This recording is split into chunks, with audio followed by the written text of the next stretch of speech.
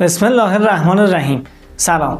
Simple Present Tense یه گرامر خیلی ساده، اما تا حالا به کاربرداش دقت کردی؟ یه کاربرد رو با هم می‌بینیم. به این جمله دقت کن. I ride bicycle every Monday. I ride bicycle every Monday. این سه سوال از خودت بپرس. دوشنبه قبلی دوچرخه سواری کردی؟ این دوشنبه چی؟ دوشنبه بعدی چطور؟